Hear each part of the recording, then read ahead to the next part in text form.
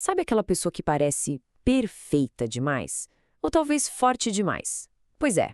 E se essa fachada for só isso mesmo? Uma máscara? Bom, nesta análise, a gente vai mergulhar num dos cantos mais fascinantes da psicologia. Aqueles traços que todo mundo esconde e o que acontece quando eles finalmente escapam. É quase uma intuição, né? A gente bate o olho numa pessoa assim, com uma personalidade tão unilateral, e algo lá no fundo acende um alerta. É como se uma parte da gente soubesse que tem mais coisa ali, por trás daquela perfeição toda. Algo que não dá pra ver logo de cara. Para a gente entender esse fenômeno, nossa jornada vai ter 4 paradas. Primeiro, vamos definir o que é essa tal de máscara e a sombra. Depois, vamos aprender a reconhecer os tipos mais comuns por aí. Em seguida, a gente explora o que é ser autêntico de verdade. E, para fechar, um guia prático para integrar todas essas nossas partes. Então, vamos começar pela base de tudo. Nossa primeira sessão vai direto no conceito central que explica essa ideia de uma personalidade que parece dividida. Muitas vezes um traço de personalidade muito, mas muito forte, tipo uma confiança que nunca se abala ou uma bondade que parece de outro mundo, na verdade foi criado para esconder o oposto. Insegurança, sabe? Ou qualidades que não são tão bem vistas socialmente. Funciona como uma espécie de armadura.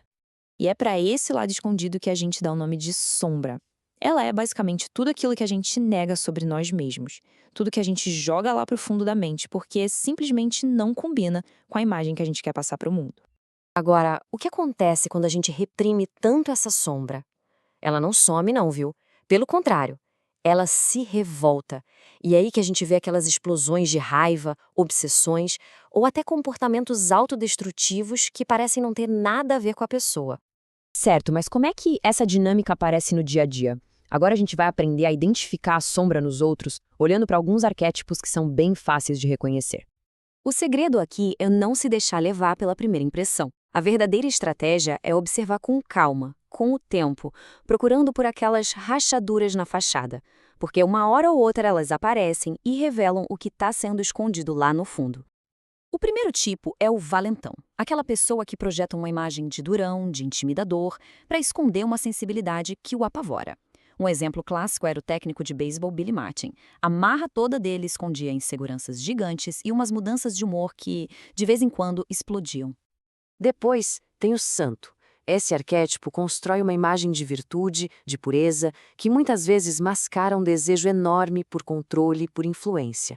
A ironia é que, ao projetar essa aura de santidade, eles acabam conseguindo o poder que secretamente tanto queriam. E um exemplo histórico perfeito disso é o Robespierre. Lá na Revolução Francesa, ele era o incorruptível, o cara da virtude. Mas assim que ele pegou o poder, a sombra dele veio com tudo, numa brutalidade sem tamanho. É um alerta do perigo que esse arquétipo representa. E por último, o encantador passivo-agressivo. Essa pessoa usa uma gentileza exagerada, sabe? É uma máscara para um ressentimento profundo. Uma hora, essa agressividade que está guardada vaza. E vaza em forma de sabotagem, de fofoca, de traições que parecem vir do nada. Ok, depois de analisar os outros, a gente se pergunta, tá, e qual é o objetivo? Como é uma pessoa que não vive reprimindo a sombra? É aqui que a gente entra no caminho para ser autêntico. Em contraste total com esses tipos que a gente viu, a pessoa integrada não tem essa necessidade de usar uma máscara. Ela não precisa esconder pedaços de si mesma. Isso cria uma sensação de totalidade, de força. Pessoas autênticas são magnéticas. Elas têm uma leveza, uma naturalidade que atrai. Porque, no fundo, todo mundo sente falta dessa liberdade. Elas não se levam a sério demais, admitem os próprios erros e têm uma espontaneidade que é, assim, cativante. E olha, Abraham Lincoln é um exemplo perfeito de uma pessoa integrada. Ele não ficava negando os lados contraditórios dele, não. Pelo contrário, ele abraçou tudo, usou a ambição, que era quase cruel, para vencer debates e, ao mesmo tempo, usou a sensibilidade dele para criar uma empatia fora do comum. O resultado? Um líder de uma autenticidade tremenda. Certo, chegamos na parte mais importante. Como é que se constrói essa autenticidade? Agora a gente vai transformar a teoria num método prático, um guia para integrar a nossa própria sombra. Esse processo pode ser dividido em 4 passos bem claros. Primeiro, enxergar. Depois, aceitar. Em seguida, explorar. E, por fim, expressar de forma controlada. O primeiro passo, que é ver a sombra, é o mais difícil. Precisa de coragem para procurar os sinais indiretos, ficar de olho em reações exageradas, naquelas qualidades que mais irritam na gente nos outros, ou até nos sonhos. Tudo isso pode mostrar as partes de nós que foram jogadas para escanteio. O segundo passo é sobre aceitação. Em vez de brigar com esses traços, o objetivo é canalizar a energia deles de um jeito construtivo. A ambição do Lincoln, que podia ter sido algo cruel, foi usada para vencer eleições e debates de forma justa. É sobre isso. O terceiro passo vê a sombra não como um problema, mas como um poço de criatividade. O inconsciente faz umas associações que a mente consciente nem imagina. O Steve Jobs, por exemplo, confiava muito na intuição dele, que vinha dessa parte mais profunda da mente. E, finalmente, o quarto passo, a expressão consciente. Isso não quer dizer sair por aí sendo destrutivo. Significa quebrar de propósito algumas regrinhas sociais que nos prendem.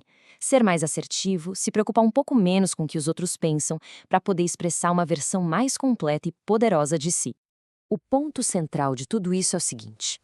Ao fazer esse trabalho, que não é fácil, a sombra deixa de ser uma força que sabota a gente no escuro. Ela vira uma aliada, uma fonte de energia e de autenticidade que nos torna pessoas mais completas, mais eficazes do mundo. E fica aqui uma reflexão final. Em vez de reprimir as partes de nós que parecem desconfortáveis ou erradas, e se elas fossem vistas como uma fonte de poder que ainda não foi explorada? Que potencial todo poderia ser liberado ao abraçar o próprio oposto? Obrigado por acompanhar esta análise.